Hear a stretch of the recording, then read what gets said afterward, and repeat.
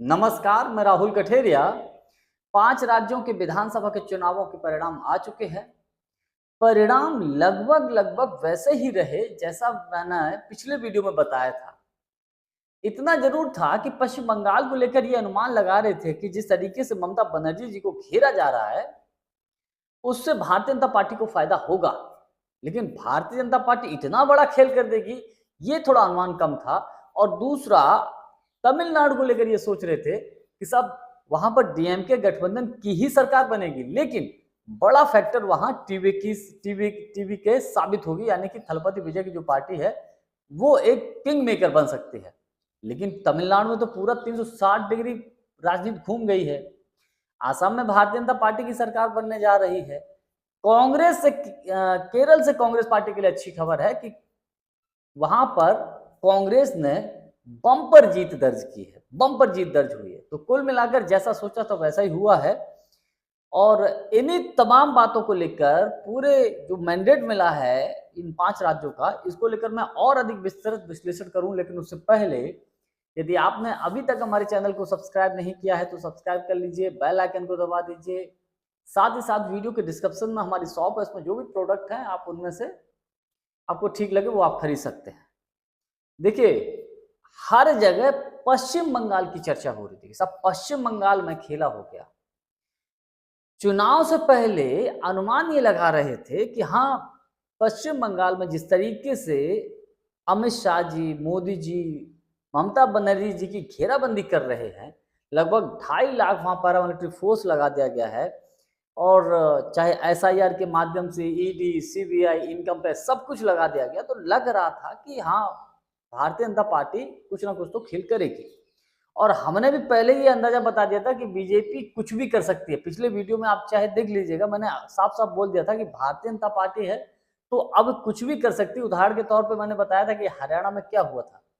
हरियाणा में दूर दूर तक बीजेपी कहीं नहीं दिख रही थी, लेकिन वहां अच्छी खासी वहां बीजेपी की सरकार बन गई। तो हरियाणा का उदाहरण दिया था और आपको महाराष्ट्र का उदाहरण दिया था। तो ये तमाम उदाहरण देकर मैंने बताया था और लगभग वही बात साबित हुई। पश्चिम बंगाल में बीजेपी ने खेला कर दिया, ममता बनर्जी जी चुनाव हार गई। इसके पीछे जो कारण बताए जा रहे हैं वो बताए जा रहे हैं कि ममता बनर्जी जी थोड़ा सा अत्यधिक ओवर कॉन्फिडेंस के लिए कुछ राजनीतिक विश्लेषक ये बोल रहे हैं कि साहब उनको ज्यादा घमंडी आ गया, क्योंकि कांग्रेस कोशिश की कि साहब गठबंधन हो जाए, लेकिन ममता बनर्जी ने साफ कह दिया कि कोई गठबंधन नहीं और अकेले ही चुनाव लड़ेंगे। अकेले चुनाव तो लड़े, लेकिन हुआ क्या, ढाक के 3 पात चुनाव बुरी तरीके से हार गई। आसाम में बीजेपी के जैसा अनुमान लगा रहे थे साहब बीजेपी ही जीतेगी, टक्कर फाइट लगभग कांग्रेस की और बीजेपी की लगभग 50-50% फाइट दे रहे थे। लेकिन बीजेपी ज्यादा वहां मजबूत थी। भले ही लास्ट 3 दिनों में जिस तरीके से पवन खेड़ा ने प्रेस कॉन्फ्रेंस की उससे थोड़ा माहौल बदला, लेकिन उसका कोई खास लाभ कांग्रेस को नहीं मिला और कांग्रेस की हार हुई।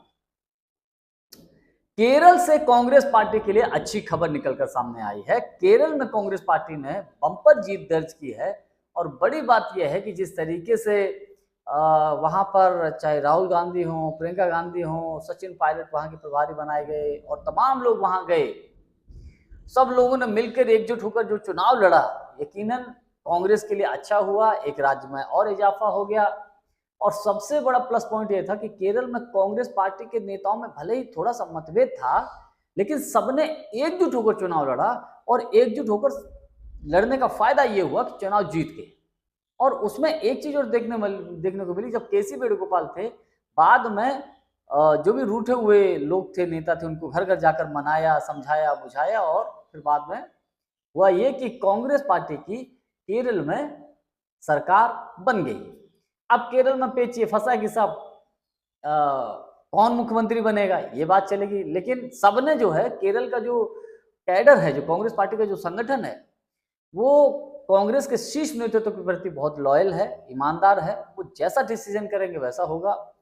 मुख्यमंत्री की दौड़ में केसी वेणुगोपाल भी है, शशि थरूर जी को भी नजरअंदाज नहीं किया जा सकता, लेकिन वो उनकी संभावना कम से कम है, क्योंकि उनका जिस तरीके से नरम रुख रहा है मोदी जी के प्रति, बीजेपी के प्रति, इसलिए उनको चांस कम है। और एक और भी जो सीएलपी लीडर हैं और एक नेता और हैं चन्नीथला जी, तो ये 3-4 नाम कुल मिलाकर केरल में है। बहरहाल कांग्रेस के लिए प्लस पॉइंट यही है कि 3 राज्यों में पहले सरकार थी, कर्नाटक में थी, तेलंगाना में थी, हिमाचल में थी, चौथा राज्य केरल में भी हो गया है, तो कांग्रेस के लिए बेनिफिट रहा।